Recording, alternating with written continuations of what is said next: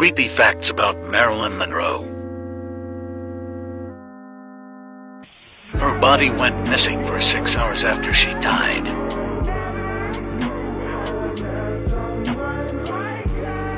Even though it was an overdose, her face has bruising that was never explained.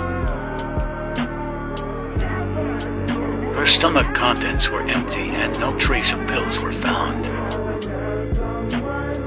Marilyn's body had signs of Saul with unknown DNA. Hey y'all, so as y'all know, this is Marilyn Monroe, one of the first curvy, thick models that made it really big. And let's talk about her life real quick. So she was first essayed when she was 8 years old by her caretaker. So she was in a foster home. Her mom could not take care of her due to mental illness, and her dad left before she was born, right?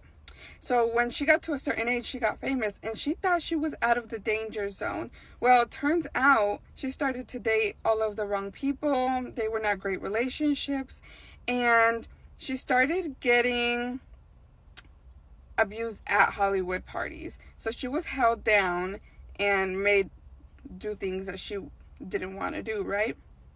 So when she passed away, and her body went missing for 6+ hours, right? And there was tales that she was post-mortem SA'd, if you guys know what that means. The tales said that more than 6 people slept with her at that time, and she was passed around. There was a lot of crazy tales that were going around, but if you Google it, you will be able to find more details on Marilyn Monroe. Moments when Marilyn Monroe didn't give a shit. She met Queen Elizabeth II in a low-cut dress, which is forbidden to do, as the Queen had a bi attack moment, looking down her breasts, claiming she was a big fan of her and her films, and personally invited her over for tea. But Marilyn couldn't at the time because she was making a film. She performed in the first ever fully nude illusion dress in history when she sang to JFK in front of not only of all America, but worldwide. Marilyn Monroe posed in front of 2 wild bears in the woods, wearing her sunglasses with a smile. Marilyn Monroe ignored one of her many copies in Hollywood, Jane Mansfield, who was posing with her as she faces the other direction. Marilyn Monroe sang to over 100,000 troops in 30 degrees, while it snowed in a spaghetti-strapped dress. Marilyn Monroe's first husband, she was arranged with at just turning 16, told her to either choose him or her career as a model, and without hesitation, divorced him in Vegas. Did you know Marilyn Monroe invented a walk? She was the first person to ever create this seductive and sexy walk, which she would do naturally and not purposely. This walk was so badass and feminine that they tried banning it in many places in the world, one being in Boston. Marilyn Monroe, at the age of 10, experienced an injury on her ankle and would walk lightly at the time of the injury as her hips moved side to side. Throughout time, she got used to walking that way, that she naturally started to walk like that. She was also the first in cinema history to channel this walk, not only in the world, but in the world of cinema.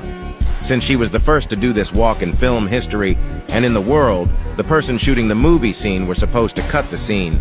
But the director said to keep rolling, and that's when Marilyn created the longest walk in film history, which was 116 feet in the 1953 film Niagara, in her red buttoned suit with a black pencil skirt. This walk was very famous and was called the Monroe Walk. This walk of hers was so popular that they were making magazines about her and her walk, teaching women how to walk like her. She would be asked by many to teach how to walk, and was once asked to demonstrate while she was at a restaurant and did. And she learned how to walk from this book right here that she personally owned. They made a song about the way she walked, and they called her the only performer in show business who makes her greatest entrance when she exits. And when she entered to the Golden Globe Award event, many said that men were on top of tables like little boys trying to get a glimpse of her. This is a strange way that a reporter said her walk was like. Marilyn's walk was described, I think, very accurately. Watching Marilyn walk in front of you down a hallway or a street is rather like watching 2 small boys having a pillow fight beneath a blanket.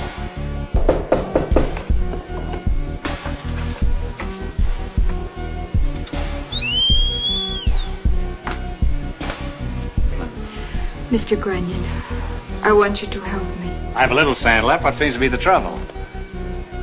Some men are following me. Really? I can't understand why. She created feminism in many ways, and this was one of them. My first pinned video proves how she made true history over 30 times, and you'll be shocked when you see that video. How did she die? 3:30 Sunday morning, August 5th, 1962, in Brentwood, Los Angeles, Marilyn Monroe's bedroom light was still on. Unable to rouse her, her housekeeper Eunice called Monroe's psychiatrist, Ralph Greenson. Still unresponsive, Greenson had to break a window to get in the room.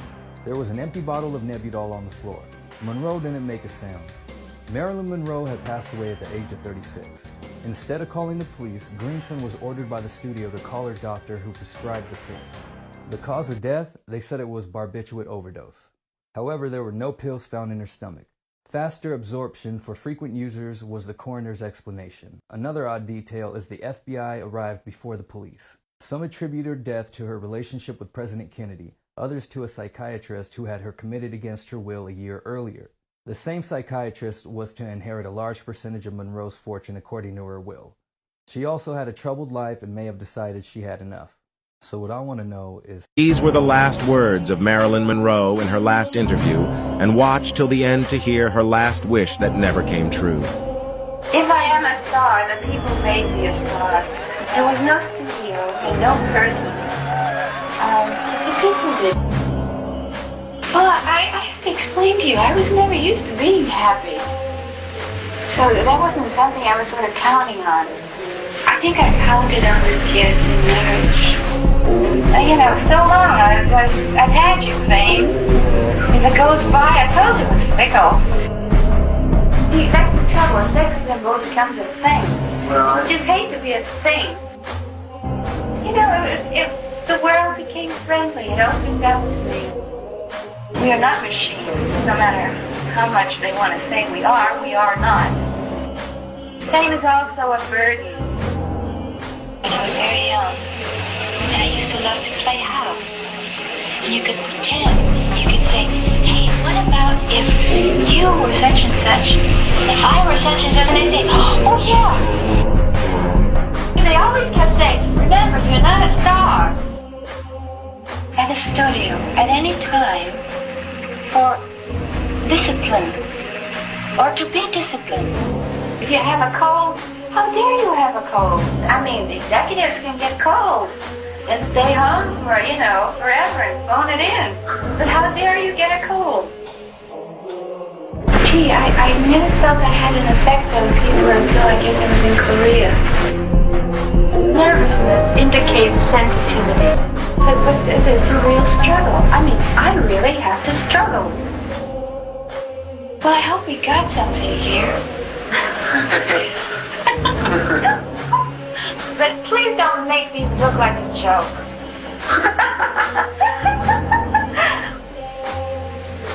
Those were the last words she said to me.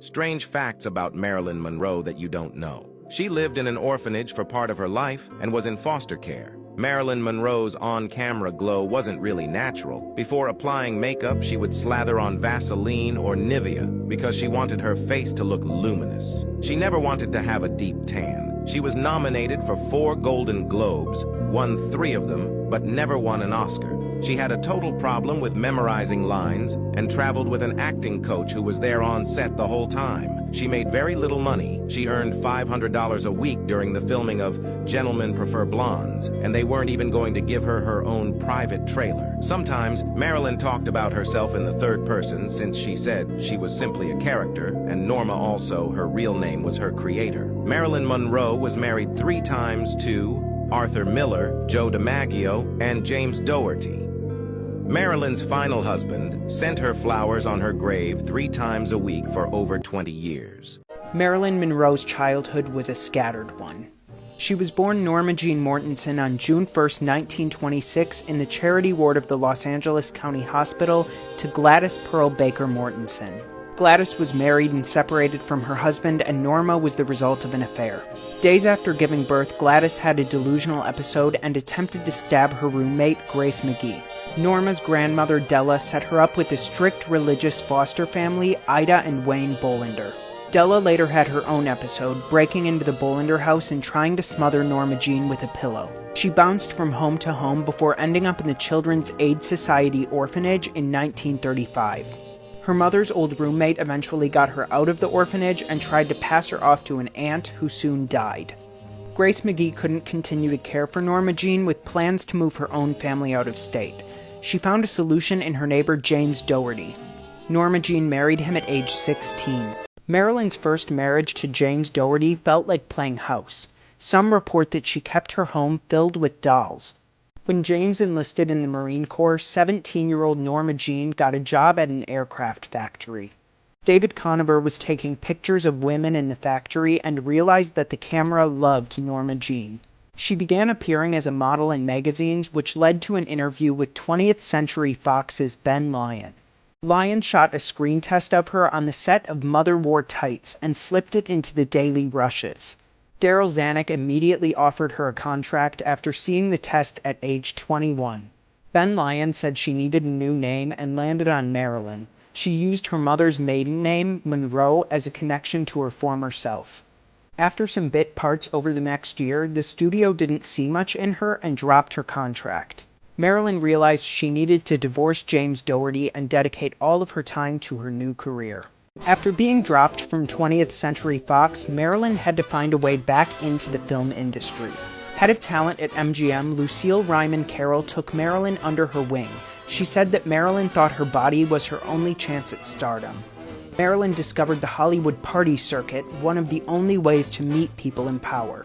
Orson Welles remembered one party where Marilyn's top was ripped off. She laughed with the men in hopes of being liked. After becoming a regular at 69-year-old chairman of 20th Century Fox, Joseph Skank's poker parties, he arranged a short contract for her at Columbia Pictures. At Columbia, Marilyn's look was modeled after Rita Hayworth, and she met her first major acting teacher, Natasha Lytess. Natasha helped create Marilyn's exaggerated lip movements and distinct sound, working with her for 7 years. After refusing to sleep with studio exec Harry Cohn, her contract was dropped again. After Marilyn was dropped from a second studio, she was back on the Hollywood party circuit. She eventually met Johnny Hyde, an agent who she began a relationship with. He took Marilyn to a plastic surgeon who gave her a chin implant. Surgery was done through her mouth to avoid a scar. Hyde began getting Marilyn jobs at studios, while Marilyn made money on the side by doing photo shoots, including her Red Velvet nudes. After success in Asphalt Jungle and All About Eve, Marilyn found herself back where she started under contract with 20th Century Fox. Trade magazines started paying attention, and soon Marilyn was gaining the adoration of the public and the press. She began dating director Elia Kazan, who introduced her to his friend, playwright Arthur Miller. Arthur described their first handshake as a jolt to his body. Miller would play an important part in her life, but first she was asked to dinner by a very famous athlete, Joe DiMaggio. When Marilyn met Joe DiMaggio, she was shocked how shy he was. She said lots of men told her she was beautiful, but when he said it, it was the first time my heart had jumped to hear it. Just as she started dating Joe, Marilyn's nude photo shoot began popping up on calendars across the country. Her studio worried this would be a huge scandal. Marilyn laughed it off and told reporters she did it for money to pay rent and eat. The public sympathized with this innocent beauty. At Fox, Marilyn's movies started to take off. Whitey Snyder designed her signature makeup look for Niagara, and her star status was cemented with Gentlemen Prefer Blondes. Snyder did her makeup for the rest of her life, including her funeral in 1962. Marilyn's relationship with DiMaggio continued, and the two were married in 1954. He wanted Marilyn to be a housewife, but Marilyn wanted to work. DiMaggio was jealous and physically abusive, and Marilyn turned to pills for sleep. Marilyn and Joe divorced after just 9 months. Marilyn escaped her problematic marriage with Joe DiMaggio and turned to her problematic relationship with her studio. Frustrated with boring roles and underpayment from Fox, she opened Marilyn Monroe Productions before leaving for New York. There she worked on her technique with the Actors Studio and Lee Strasberg, learning method acting. She had reconnected with Arthur Miller and the two were married. She was drawn to his intellect and became interested in progressive politics. Marilyn converted to Judaism and loved being a part of his family, but was suffering from severe depression that was worsened by a miscarriage. An obsession with perfection mixed with drug use was making her difficult to work with on set. Many takes were needed for simple scenes. Sleep continued to be difficult for Marilyn, and she would spend the rest of her life trying to improve it through drugs, massage, blackout curtains, and white noise.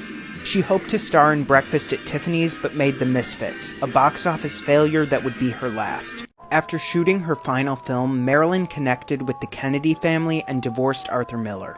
Joe DiMaggio and Marilyn began seeing each other again during this time, and he was increasingly concerned about her. She had also started to date Frank Sinatra, who was rumored to have a secret apartment in her building. Through Sinatra, she reconnected with Peter Lawford and his wife, Pat Kennedy Lawford, JFK's sister. She met both Bobby and JFK, quickly connecting with both of them, but more seriously with Bobby. The night of her famous performance of Happy Birthday, some believe she snuck off from JFK's birthday to be with Bobby. He would have to navigate the iconic dress she was sewn into.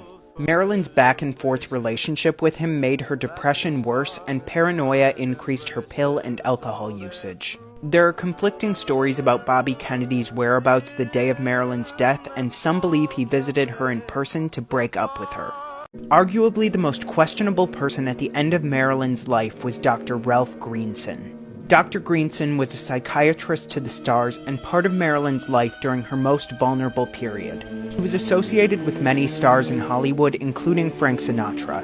He crossed a boundary that should not be crossed by doctors, inviting Marilyn home to dinner with his family, among other things. He also got involved with Marilyn's career and brought his brother-in-law Mickey Rudin on as Marilyn's lawyer. People observed that he alienated Marilyn from old friends. He also chose a live-in companion for her, Eunice Murray. Many believed her to be a spy for Greenson. Mrs. Murray worked as an assistant, housekeeper, and picked out the only home that Marilyn would ever own, conveniently in Greenson's neighborhood. Greenson had control over and knowledge of every pill that Marilyn could get her hands on. Greenson, Rudin, and Murray all played a huge part in the mystery that became Marilyn's last day. Marilyn Monroe's last day is filled with questions. She canceled all plans for the day after meeting with her psychiatrist, Dr. Greenson. From there, she called several people, including JFK's brother-in-law, Peter Lawford. Her voice trailed off, and Lawford began making calls for her safety. Lawyer Mickey Rudin said this was normal and that nobody should be sent over. Housekeeper Mrs. Murray also said that everything seemed normal without ever checking on Marilyn. Mrs. Murray then called Dr. Greenson before checking the outside window and finding Marilyn passed out face down in her room. They then called Rudin and her physician. When her physician arrived, Greenson realized that a communication had been missed about a prescription for the sedative Nembutal. Marilyn's doctors, housekeeper, and lawyer did not call the police for several hours. Nobody knows the true reason. Marilyn Monroe died at age 36, along with the secrets of that day.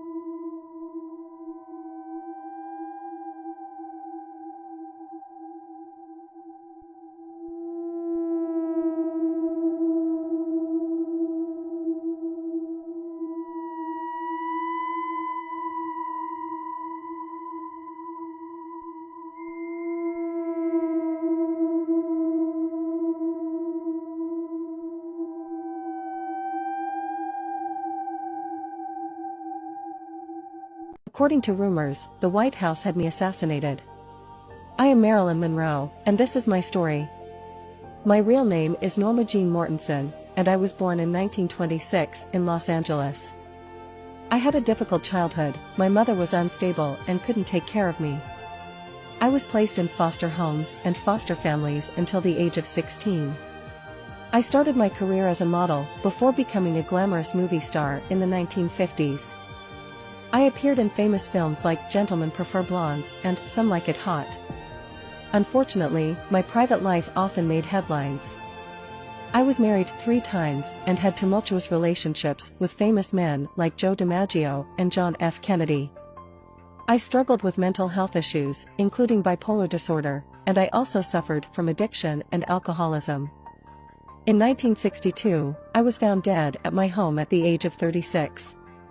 My death was ruled as a suicide, but there have been numerous conspiracy theories surrounding the circumstances of my disappearance. Today, I am still regarded as an icon of popular culture and a symbol of femininity and Hollywood glamour. I continue to be loved and inspire millions of people over 60 years after my death. If you would like to support us and hear the stories of others, please consider follow us. I was in a romantic relationship with the American President John F. Kennedy and died from a drug overdose. I am Norma Jean Mortensen, better known as Marilyn Monroe. I was an American film actress, singer, model, and pop icon. I spent part of my childhood in an orphanage, but despite that, I achieved my dream of success in the acting world. When I stepped onto the stage, I radiated with incredible beauty and talent. My roles in films like Some Like It Hot and Gentlemen Prefer Blondes secured my place in film history. I was one of the biggest film stars of the 1950s and early 1960s, and also known as one of the most popular sex symbols of that era. My life was filled with failed marriages and struggles with anxiety and depression. Some of the most interesting details are my love affairs with famous men like baseball legend Joe DiMaggio and American President John F. Kennedy. Unfortunately, on August 5, 1962, at the age of only 36, I was found dead in my home in Los Angeles. It was officially announced that I died from a barbiturate overdose, but to this day, there are numerous controversies and theories about the true cause of my death.